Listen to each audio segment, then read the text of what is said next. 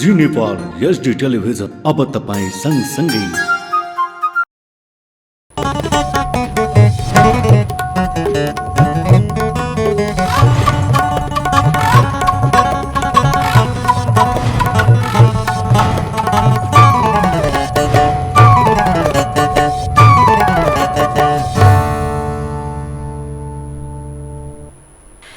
नमस्कार, जी नेपाल न्यूजमा यहाँलाई स्वागत छ। म ऋषिका मगर। सुरु गरौं प्रमुख समाचारका शीर्षकबाट।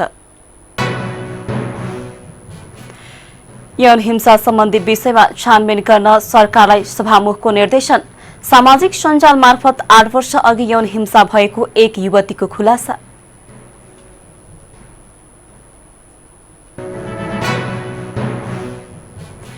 आयात बढेका कारण अर्थतन्त्रमा चाप, उत्पादनलाई प्रोत्साहन नगरेसम्म आयात कम नहुने पूर्व अर्थमन्त्रीको धारणा।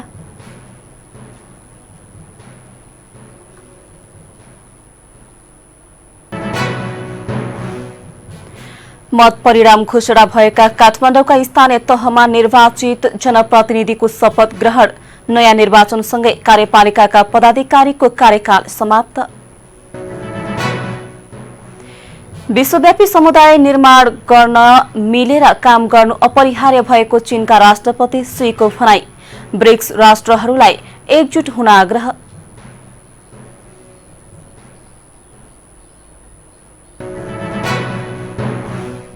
र युगाण्डा विरुद्धको महिला टी20 अन्तर्राष्ट्रिय क्रिकेटमा नेपालको पहिलो जितसँगै नेपाल सिरिज क्लिन स्वीप हुनबाट जोगियो। अब समाचार विस्तारमा। सभामुख अग्नि सापकोटाले सामाजिक सञ्जाल मार्फत सार्वजनिक भएको 8 वर्ष पुरानो यौन हिंसा सम्बन्धी विषयमा छानबिन गर्न सरकारलाई निर्देशन दिनुभएको छ। प्रतिनिधि सभाको शुक्रबारको बैठकमा कांग्रेस सांसद गगन थापाले यस विषयमा छानबिन गर्नुपर्ने बताएपछि सभामुख सापकोटाले छानबिन गर्न सरकारलाई निर्देशन दिनुभएको हो। बैठकमा सांसद थापाले उक्त घटना गम्भीर भएको बताउनु भएको थियो। उक्त घटनामा अभियोग लागेका व्यक्तिलाई तत्कालै अनुसन्धानको दायरामा ल्याउनु पर्ने उहाँले बताउनुभयो। त्यस्तै उहाँले कानून विशेष गरी हदम्याद सम्बन्धी विषयका सन्दर्भमा पुनर्विचार गर्नका लागि सरकारलाई निर्देशन दिनुपर्ने पनि बताउनुभयो। माननीय सदस्यहरू, मान्य सदस्यले आफ्नो भनाई राख्दै गर्दा प्रारम्भमा प्रस्तुत गर्नुभएको यौन हिंसा सम्बन्धी विषयमा मेरो गम्भीर ध्यानाकर्षण भएको छ। सो सम्बन्धमा शीघ्र छानबिन गरी सत्य तथ्य पहिचान गर्न र दोषीलाई कानुनी दायरामा शीघ्र ल्याउन नेपाल सरकारलाई निर्देश गर्दछु। सांसद थापाले धारणा राखेपछि सभामुख सापकोटाले उक्त विषयमा आफ्नो गम्भीर ध्यानाकर्षण भएको बताउँदै शीघ्र छानबिन गरी सत्य तथ्य पहिचान गर्न र दोषीलाई कारबाही गर्न सरकारलाई निर्देशन दिनुभयो। माननीय सभामुख महोदय, हिजो साँझ घर जाँदाखेरि श्रीमती र दुईटा सानो छोरीहरू सामाजिक सञ्जालमा आएको एउटा नौजवान युवतीको एउटा भिडियो जसमा 8 वर्ष अगाडि आफूलाई बलात्कार गरेको घटनाको उनले बताइरहेकी थिइन्, त्यो हेरिरहेको त्यसको प्रतिक्रिया उनीहरूको अनुहारमा परेको मेरो छोरी डराएको म त्यो क्षण अहिले सम्झिरहेको छु। त्यसैले म यो विषयमा प्रवेश गर्नुभन्दा पहिला सम्माननीय सभामुख महोदय मार्फत नेपाल सरकारलाई यत्रो विषय सार्वजनिक भइसके पछाडि तत्कालै जसलाई अभियोग लागेको छ तत्कालै अनुसन्धानको दायरामा ल्याउनका निम्ति हार्दिक आग्रह गर्न चाहन्छु। र यही संसदबाट बनाएको बलात्कार सम्बन्धी कानुन हाम्रो फौजदारी संहिताको खास गरी हदम्याद सम्बन्धी विषयका सरोकारवालाहरूले नागरिकता ऐन संशोधन विधेयकमा लैंगिक पहिचानका लागि चिकित्सकको प्रमाणपत्र आवश्यक पर्ने प्रावधान राखेको भन्दै आपत्ति जनाएका छन्। शुक्रबार काठमाडौँमा महिला कानून र विकास मञ्चले आयोजना गरेको कार्यक्रममा उनीहरूले संविधानले लैंगिक पहिचान अनुसार नागरिकता प्रमाणपत्र दिने व्यवस्था गरे पनि संशोधन विधेयकमा चिकित्सकको प्रमाणपत्र आवश्यक पर्ने प्रावधान राखिएको भन्दै आपत्ति जनाएका हुन्। कार्यक्रममा लैंगिक पहिचान अभियान कर्मी रोक्सना कपालीले गृह मन्त्रालयले नागरिकता वितरण सम्बन्धमा अन्य लिङ्गी निर्देशिका बनाएकामा त्यसमा स्व अनुभूतिका आधारमा नागरिकता दिने व्यवस्था नभएको बताउनुभयो। उहाँले लैंगिक पहिचानका लागि चिकित्सकको प्रमाणपत्र आवश्यक पर्ने प्रावधान मान्य नहुने धारणा राख्नुभयो। त्यस्तै अधिकारकर्मी एलिन भण्डारीले नागरिकतामा एलिना भण्डारी नाम हुँदा अर्कैको नागरिकता बोकेको जस्तो लाग्ने गरेको बताउनुभयो। विधेयकमा रहेको लिङ्ग परिवर्तनका लागि चिकित्सकको प्रमाणपत्र चाहिने व्यवस्था हटाउन पनि उहाँले माग गर्नुभयो।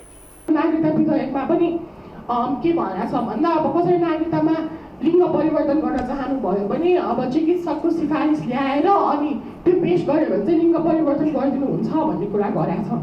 अब सायद उहाँहरूले पक्कै पनि जमानामा हाम्रो एकदम फेमस के भन्छ सन्तोष पन्तको छोरीको केस सुनेर चाहिँ ल अब यस्तै केस त होला नि, सबैले त्यस्तै गर्छ भनेर अनुमान गर्नुभयो होला होइन। तर सबै ट्रान्सजेन्डर पिपलहरूले चाहिँ सेक्स चेन्ज सर्जरी गर्छ भन्ने जरुरत छैन। माई बडी माई राइट्स भन्ने कुरा गर्छ, मेरो शरीर त मेरो अधिकारको कुरा हो नि।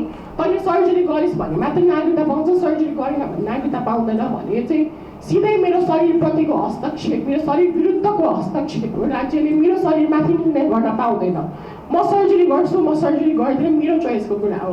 मैले सर्जरी गरेपछि मात्र लैङ्गिक पहिचान पाउँछु, सर्जरी गरेन भने पाउँदिनँ भन्ने कुरा चाहिँ मेरो स्वास्थ्यको अधिकार, मेरो आफ्नो स्वतन्त्रताको हक। एज अ ट्रान्सजेन्डर म्यान मेरो माग भनेको चाहिँ मैले चाहिँ आफ्नो सेल्फ डिटर्मिनेसनको आधारमा होइन, सेल्फ रियलाइजेसनको आधारमा चाहिँ मैले मेरो नागरिकता पासपोर्ट र जति पनि के अरे लिगल तथा यो एकाडेमिक डकुमेन्टहरू चाहिँ आफ्नो पहिचान अनुसार चाहिँ मैले पाउनु पऱ्यो। र नाम जस्तै मेरो नाम अहिले नागरिकतामा एलिना भण्डारी छ, फिमेल भएकाले त एलिना भण्डारी हुने भयो। मैले अदर लिएर एलिना भण्डारीको के अरे नाम चाहिँ मलाई कहीँ सम्बोधन गर्छ भने त्यो म हो जस्तो फिल गर्दिनँ क्या म। त्यो चाहिँ अर्कै मान्छेको आइडेन्टिटी मलाई बोलाइरहेको जस्तो फिल हुन्छ। सो त्यसको लागि चाहिँ आई थिङ्क यो मेडिकल प्रुफको यो कुरा चाहिँ यो क्लजबाट चाहिँ हट्नै पर्छ होइन, हट्नै पर्छ। इफ यो पास भयो भने चाहिँ हाम्रो जस्तै यो सरकारले चाहिँ यो हामीलाई लगेर लिङ्ग परिवर्तन गर्ने पनि गर्दै।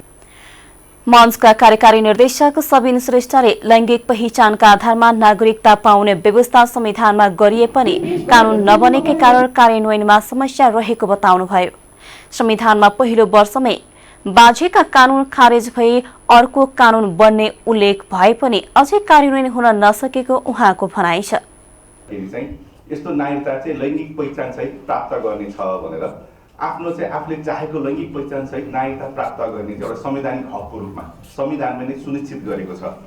र संविधानले नै के गरेको छ भन्दाखेरि हामीले अन्य प्रसङ्ग पनि उठाइरहेको छ। संविधानमा धारा 304 पनि छ र धारा 304 ले के भन्छ भन्दाखेरि चाहिँ सङ्घीय संसदको पहिलो बैठक बसेको चाहिँ 1 वर्षभित्र यो संविधानसँग बाजिने कानुनहरू सबै खारेज हुन्छ र संविधान मुताबिकको कानुनहरू चाहिँ बन्ने छ भन्ने कुरा चाहिँ संविधानको धारा 304 ले बोलेको छ। र यो जुन अहिलेको यो संसद जुन बसिरहेको छ सम्भवतः यो अधिवेशन चाहिँ अन्तिम अधिवेशन हुनुपर्छ। योभन्दा अर्को अधिवेशन 10औं अधिवेशन पनि हो यो संसदको। त्यसले गर्दाखेरि हजुर 11औं भइसक्यो होइन।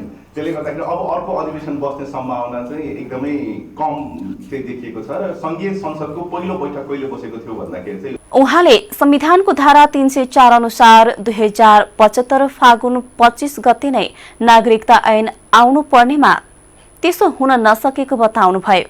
2077 संसदमा पेश भएको विधेयक अझै पारित हुन सकेको छैन। नेकपा माओवादी केन्द्रका सांसद वर्षमान पुनले चालू आर्थिक वर्षमा धेरै नै आयात बढेका कारण अर्थतन्त्रमा चाप परेको बताउनु भएको छ। शुक्रबार प्रतिनिधि सभामा आगामी आर्थिक वर्षको विनियोजन विधेयकका प्राथमिकता र सिद्धान्तमाथिको छलफलमा भाग लिँदै उहाँले निर्यातमा केही वृद्धि भए पनि आयात धेरै नै भएका कारण अर्थतन्त्रमा चाप परेको बताएका छन्। उनले स्वदेशी वस्तु उत्पादनलाई प्रोत्साहन नगरेसम्म आयात कम नहुने देखेको धारणा राखेका छन्। मुलुकको आर्थिक समस्या समाधानका लागि केही नीतिगत एवं संरचनागत क्षेत्रमा सुधार गर्नुपर्ने उनको भनाइ छ। पुनले वैदेशिक ऋणको भुक्तानी र दायित्वमा वृद्धि भएकाले वैदेशिक मुद्राको सञ्चितमा प्रभाव पर्ने भएकाले यसतर्फ ध्यान जानुपर्ने बताउनुभयो। उहाँले ऊर्जा सुरक्षालाई विशेष प्राथमिकतामा राखेर लगानी वृद्धि गर्न र जलाशययुक्त आयोजनालाई विशेष प्राथमिकतामा राख्न सुझाव दिएका छन्। कुल गारस्टी उत्पादनको 25% को हाराहारीमा रहेको ऋण अहिले 40% भन्दा माथि पुगिसकेको छ। श्रीलङ्काको समस्याको हामी चर्चा गर्छौं। श्रीलङ्काको एउटा समस्या आर्थिक सङ्कट आउनुमा एउटा समस्या विदेशी ऋण नै हो। श्रीलङ्काले आफ्नो कुल गारस्टी उत्पादनको 104% बराबरको ऋण लिएको छ।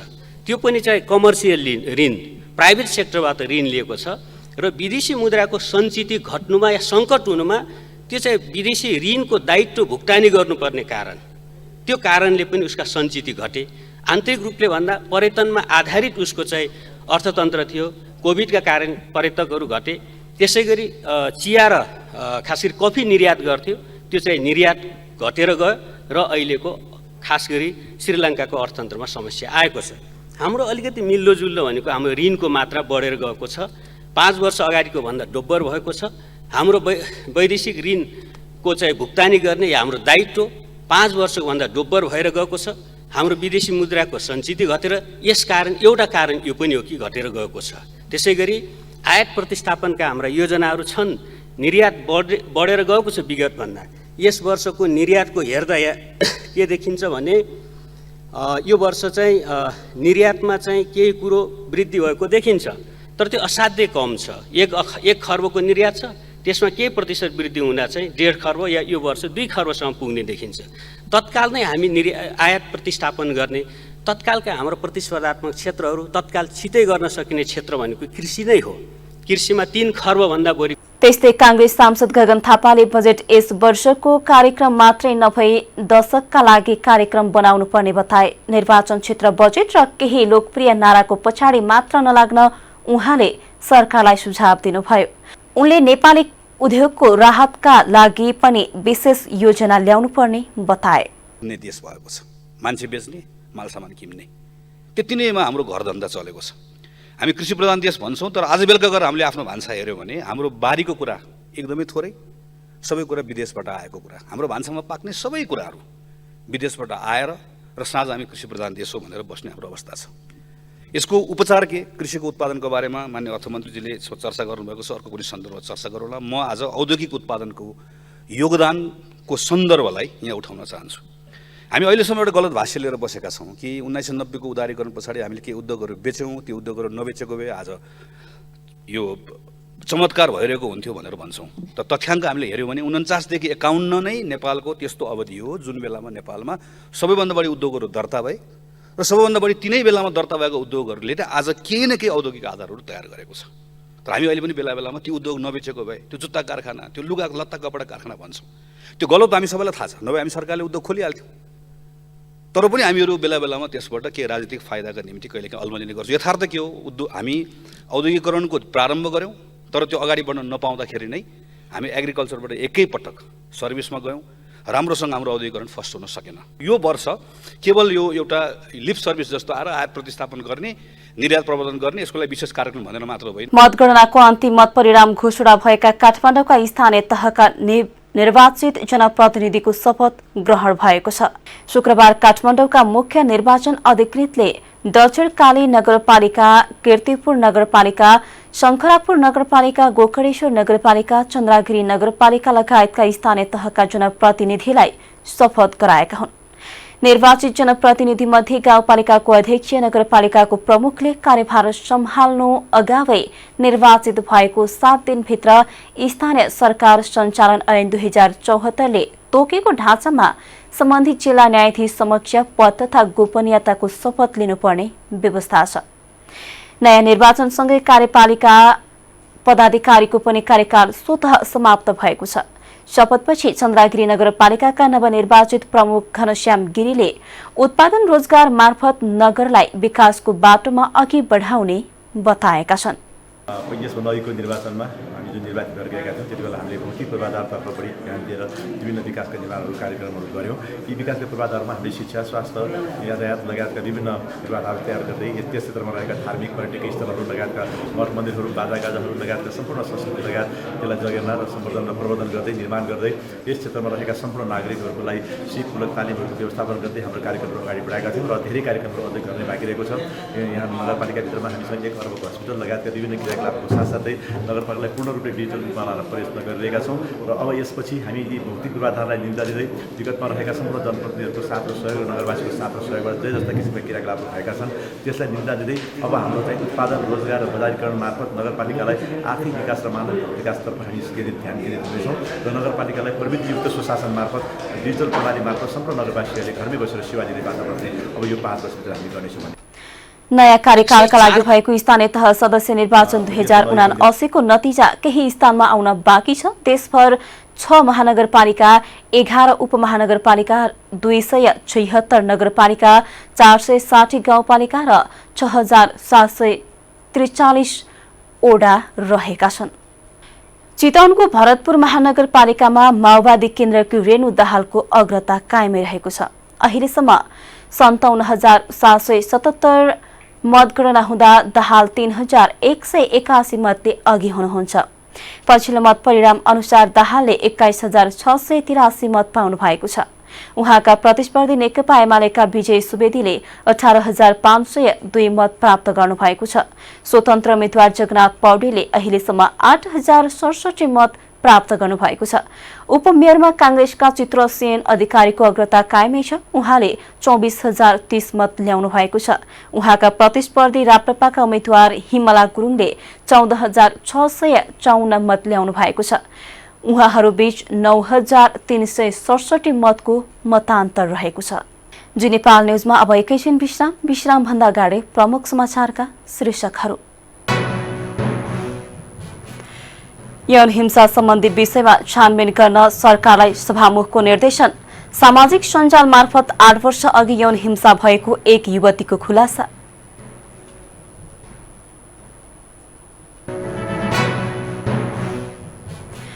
आयात बढेका कारण अर्थतन्त्रमा चाप, उत्पादनलाई प्रोत्साहन नगरेसम्म आयात कम नहुने पूर्व अर्थमन्त्रीको धारणा।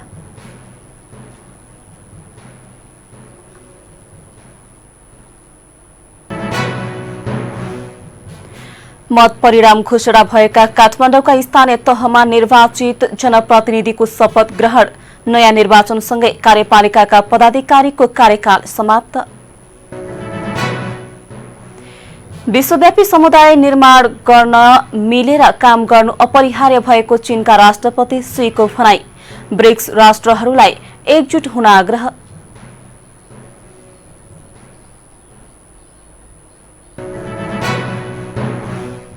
र युगाण्डा विरुद्धको महिला टी20 अन्तर्राष्ट्रिय क्रिकेटमा नेपालको पहिलो जितसँगै नेपाल सिरिज क्लिन स्वीप हुनबाट जोगियो। विश्राम पश्चात अब बाँकी समाचार। हेटौँडा उपमहानगरपालिकाको मेयर पदमा गठबन्धनका तर्फबाट नेकपा एकीकृत समाजवादीकी उम्मेद्वार मीना कुमारी लामाले अग्रता लिइरहनु भएको छ। यो समाचार तयार पार्दासम्मको मतगणनामा लामाले 21,993 मत प्राप्त गर्नु भएको छ। नेकपा एमालेका तर्फबाट मेयर पदका उम्मेद्वार अनन्त पौडेलले 19,916 मत प्राप्त गर्नु भएको छ। त्यसैगरी राप्रपाका तर्फबाट मेयर पदका उम्मेद्वार दीपक बहादुर सिंहले 19,393 मत प्राप्त गर्नु भएको छ। अहिले एमाले र राप्रपा बीच 523 मतको अन्तर रहेको छ। अहिले पनि हेटौँडाको सिद्धार्थ माध्यमिक विद्यालयमा मतगणना चलिरहेको छ। विद्यालयको 8 वटा कोठामा मतगणना भइरहेको छ। नेपालमा थप 11 जनामा कोरोना संक्रमण पुष्टि भएको छ। देशभर गरिएको 2,300 पीसीआर परीक्षणका क्रममा 11 जनामा कोरोना संक्रमण पुष्टि भएको हो। 574 एन्टिजेन परीक्षणका क्रममा भने कसैमा कोरोना नदेखिएको स्वास्थ्य मन्त्रालयले जनाएको छ। शुक्रबार कोरोनाका कारण कसैको पनि मृत्यु भएको छैन। त्यस्तै थप 12 संक्रमित निको हुँदा हालसम्म नेपालमा 9,66,950 जना निको भएका छन्। नेपालमा हाल 149 सक्रिय संक्रमित आइसोलेसनमा रहेको मन्त्रालयले जनाएको छ। सुन्दरी प्रतियोगिताका आयोजकलाई बलात्कारको अभियोग लगाउँदै सामाजिक सञ्जालमा भिडियो सार्वजनिक गरेकी एक युवतीलाई न्याय दिलाउन माग गर्दै प्रदर्शन भएको छ। बालुवाटार स्थित भाट भटेनीमा स्वतन्त्र रूपमा युवा युवतीहरूले प्रदर्शन गरेका हुन्। सन् 2014मा मिस ग्लोबल इन्टरनेसनलमा आफूलाई आयोजकले एभरेस्ट होटलमा लगेर बलात्कार गरेको भन्ने भिडियो सार्वजनिक भएपछि न्यायको पक्षमा आवाज उठिरहेको छ। एक रिपोर्ट। 8 वर्ष अघि सौन्दर्य प्रतियोगिताको नाममा बलात्कृत भएकी एक युवतीको न्याय माग्दै प्रधानमन्त्रीको सरकारी निवास बालुवाटार अगाडि विरोध प्रदर्शन भएको छ। अकुपाई बालुवाटारको नाम अभियान चलाएर युवाहरूले स्वस्फूर्त रूपमा बालुवाटार अगाडि धरना दिएका हुन्। उनीहरूले दोषीलाई कारबाही गर्न माग गरेका छन्। प्रतियोगिताकी प्रतिस्पर्धीले आफूमाथि आयोजकले बलात्कार र यौन शोषण गरेको भन्दै सामाजिक सञ्जालमा घटना सार्वजनिक गरेकी थिइन्। सन् 2014मा भएको मिस ग्लोबल इन्टरनेसनल प्रतियोगितामा सहभागी उनलाई आयोजकले होटलमा बोलाएर बलात्कार गरेको र त्यहाँ खिचेको फोटो र भिडियोले निरन्तर ब्ल्याकमेल गर्दै 6 महिनासम्म यौन शोषण गरेको उनको भनाइ छ। प्रदर्शनकारीहरूले पुँजीवादी पितृसत्ता मुर्दाबाद, दोषीलाई कारवाही गर, बलात्कार मुद्दामा उजुरी गर्नेलाई हद म्याद घटाऊ, न्याय पाउन म्याद किन, बलात्कार र यौनजन्य हिंसाका मुद्दाहरूको निर्णय गर्ने फास्ट ट्र्याक अदालतको स्थापना लगायतका नारा लेखेका प्लेकार्ड बोक्दै प्रदर्शन गरेका थिए।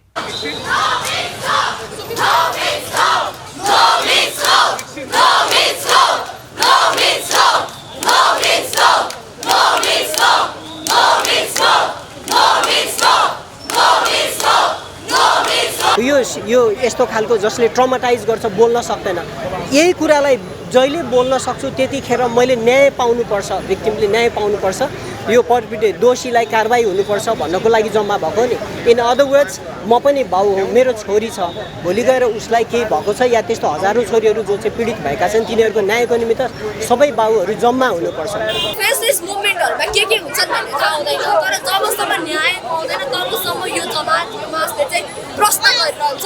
प्रश्न गरेर जबसम्म जवाब आउँदैन, जबसम्म न्याय पाइँदैन तबसम्म चाहिँ खबरदारी गर्नुपर्छ। यौन हिंसा, बलात्कार जस्ता जघन्य अपराधमा राज्य संयन्त्र गम्भीर हुनुपर्ने र यस्तो क्रियाकलाप गर्नेलाई कानुनी दायरामा ल्याउनु पर्ने विवेकशील साझा पार्टीकी नेत्री समीक्षा बास्कोटा बताउँछिन्। अबको दिनमा कानुनमा केही कमी कमजोरी छन् र कानुनले हामीलाई न्याय दिलाउन बाध्य बनाइराखेको छ र या बाधक भइराखेको छ भने कानुनी रिफर्मसम्मको पनि स्टेपमा चाहिँ हामी अगाडि अग्रसरता लिनुपर्छ र यो एक्लो प्रयासले हुँदैन।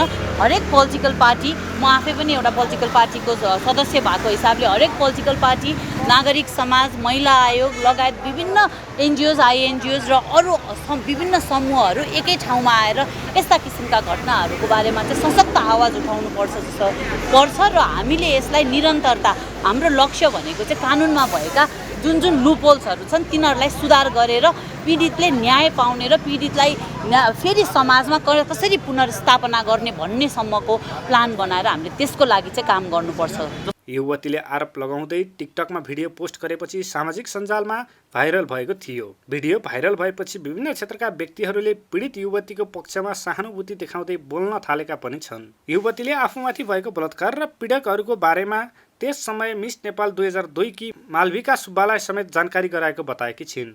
तर मालविकाले गैर जिम्मेवार तरिकाले युवतीलाई आफूले केही गर्न नसक्ने उत्तर दिएको भिडियोमा उनले बताएकी छिन्। हाल युवतीको कन्फेसन सामाजिक सञ्जालमा भाइरल भइरहेको छ। धेरैजनाले मालविकाको फेमिनिस्ट छविमाथि प्रश्न उठाउँदै प्रश्न गरिरहेका पनि छन्। पीडित युवतीले पीडकहरूको नाम नभने पनि सामाजिक सञ्जाल प्रयोगकर्ताहरूले भने पीडकको तस्विर सार्वजनिक गरेर न्यायको आवाज उठाइरहेका छन्। तर अहिलेसम्म किशोरीले प्रहरीमा उजुरी भने दिएकी छैनन्। नेपालको कानुनले 18 वर्षभन्दा कम उमेरका किशोरीसँग सहमतिमा यौन सम्बन्ध राख्न निषेध गरेको छ। घटना भएको समयमा किशोरीको उमेर 18 वर्षभन्दा कम देखिएको छ। जी न्यूज नेपालका लागि क्यामेरामा छविराम पराजुलीका साथ विक्रम दाहाल, काठमाडौँ। सप्तरीमा सर्वाधिक चर्चामा रहेको सदरमुकाम राजविराज नगरपालिकाको मेयरमा जनता समाजवादी पार्टीका भीमराज यादव निर्वाचित भएका छन्। निवर्तमान मेयर शम्भु प्रसाद यादवलाई दोब्बरको फराकिलो मतान्तरले पछाडि पार्दै भीमराज मेयरमा निर्वाचित भएका छन्। शुक्रबार घोषित परिणाम अनुसार भीमराज 9624 मत प्राप्त गरी विजयी भएका हुन्। निकटतम प्रतिद्वन्दी नेकपा माओवादी केन्द्रका शम्भु यादवले 4807 मत प्राप्त गरे। तेस्रो स्थानमा रहेका नेपाली कांग्रेसका इर्शाद अन्सारीले 4690 मत प्राप्त गरेका छन्। 2074 सालको स्थानीय तह निर्वाचनमा भीमराज उनै शम्भुसँग 13 मतले पराजित भएका थिए। 2074 को निर्वाचनमा तत्कालीन फोरमबाट भीमराज उम्मेद्वार थिए भने शम्भु तत्कालीन राजपाबाट उम्मेद्वार भई जितेका थिए। राजपा र फोरम एक भई जसपा निर्माण भएको र फेरि महन्त ठाकुर, राजेन्द्र महतो, शरद सिंह भण्डारी लगायत एकजुट भएर लोसपा गठन गरेपछि दुवै जनाले जसपा नै रोजेका थिए। जसपाले यसपटक भीमराजलाई उम्मेद्वार बनाएपछि असन्तुष्ट बनेका शम्भु मनोनयन दर्ताकै दिन जसपा परित्याग गरी नेकपा माओवादी केन्द्रमा प्रवेश गर्दै उक्त पार्टीको तर्फबाट मेयरको उम्मेद्वार बनेका थिए। रौतहटको मतदान केन्द्रबाट मतपेटिका लुटेर फरार भएका अभियुक्तलाई प्रहरीले पक्राउ गरेको छ। यमुनामाई गाउँपालिका ओडा नम्बर 2 बस्ने 46 वर्षीय चन्देश्वर बैठा रहेको जिल्ला प्रहरी कार्यालय रौतहटले जनाएको छ।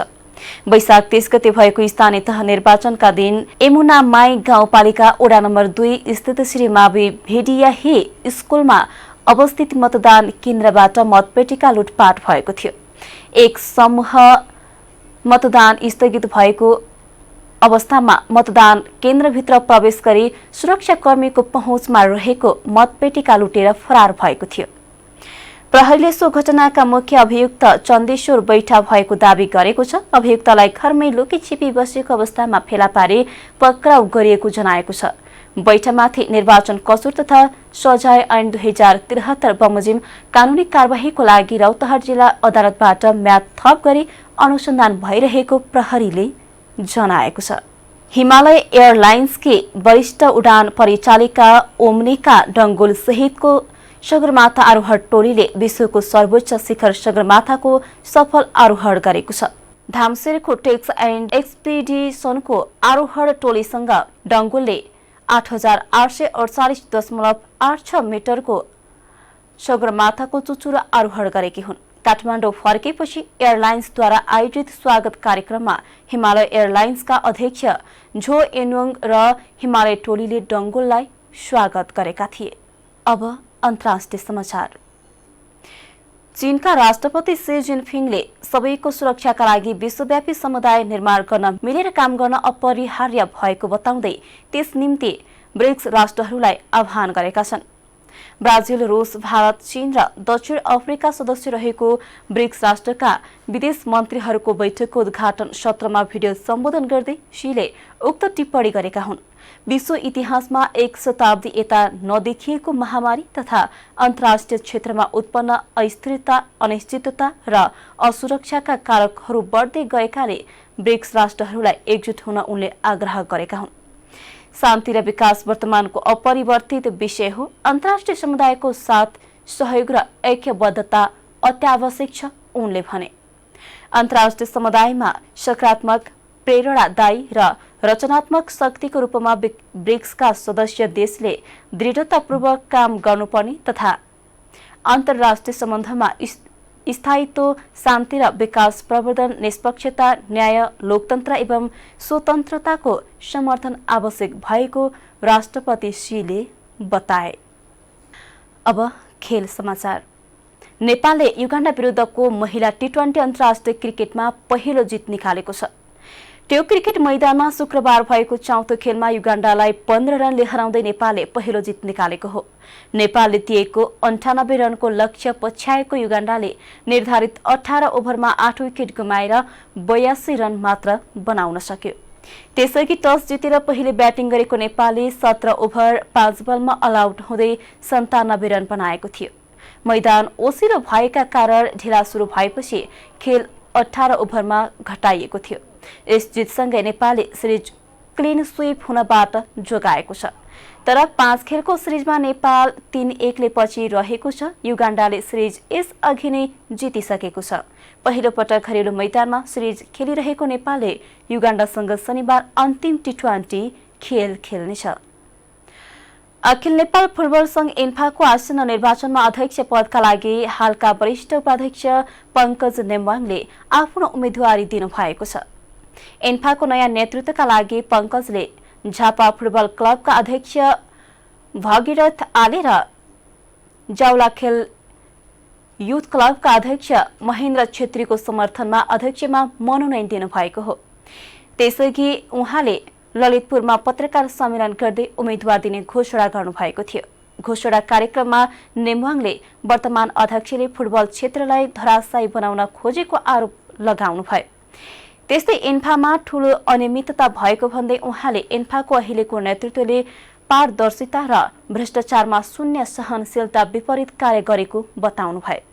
अहिलेको अवस्थामा नेपाली फुटबल अगाडि बढाउन आफूले उम्मेदवारीको घोषणा गरेको उहाँको भनाइ छ। क्लबका साथीहरू, जिल्लाका साथीहरू, एन्फामा बस्ने साथीहरूको सरसल्लाह सुझावमा आज हामी उम्मेदवारी घोषणा गर्दैछौँ।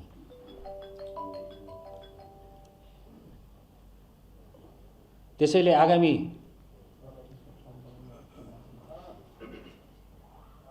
महिना असार 6 गते हुने निर्वाचनमा एन्फा अध्यक्ष पदको लागि म पङ्कज विक्रम नेम्बाङ, श्री नरेन्द्र विक्रम नेम्बाङ र श्री रत्नकुमारी नेम्बाङको माइला छोरा झापा जिल्ला फुटबल सङ्घबाट प्रतिनिधित्व गरेर एन्फाको अध्यक्ष पदमा जिल्ला र तमाम क्लबका साथीहरूको साथ लिएर अग्रज फुटबल कर्मी आदरणीय दाईहरूको आशीर्वाद लिएर युवा साथीहरूको जोसका साथ म मेरो उम्मेदवारी प्रस्तुत गर्दछु। हामी पनि जिम्मेवार ठाउँमा छौँ, हाम्रो पनि जिम्मेवारी रह्यो, हाम्रो पनि कमी कमजोरी रह्यो।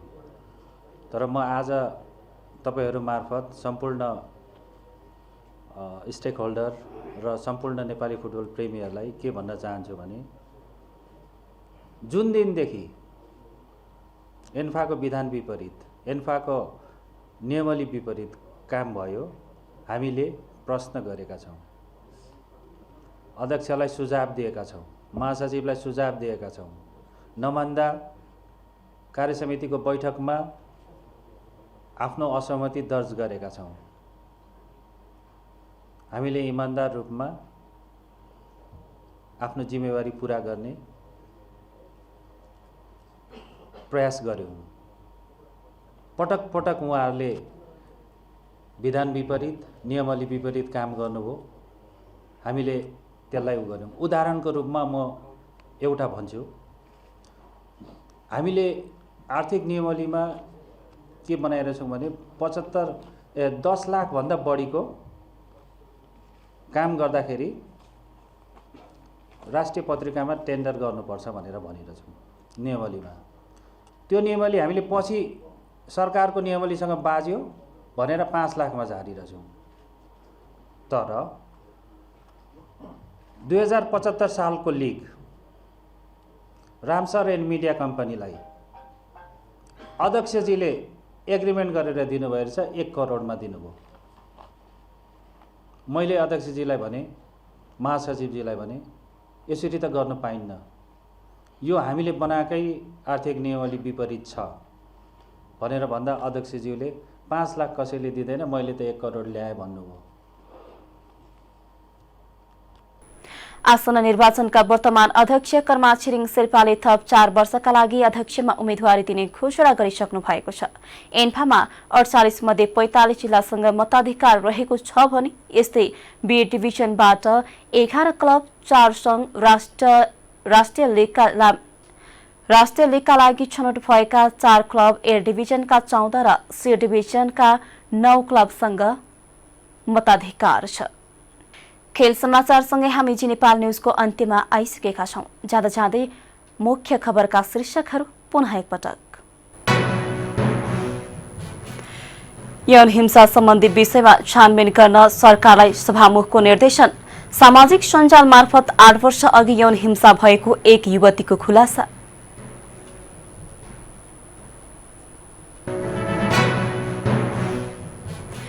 आयात बढेका कारण अर्थतन्त्रमा चाप, उत्पादनलाई प्रोत्साहन नगरेसम्म आयात कम नहुने पूर्व अर्थमन्त्रीको धारणा।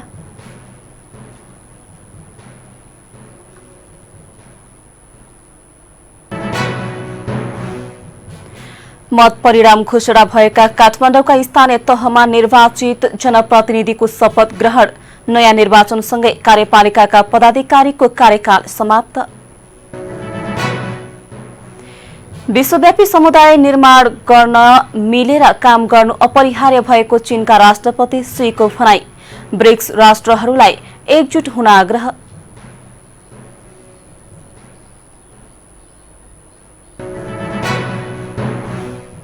र युगाण्डा विरुद्धको महिला टी20 अन्तर्राष्ट्रिय क्रिकेटमा नेपालको पहिलो जितसँगै नेपाल सिरिज क्लिन स्वीप हुनबाट जोगियो। हवस् त अहिलेका लागि जी नेपाल एचडी न्यूज यति नै। ताजा समाचार र मनोरञ्जनका लागि जी नेपाल एचडी टेलिभिजन हेर्दै गर्नुहोला। नमस्कार।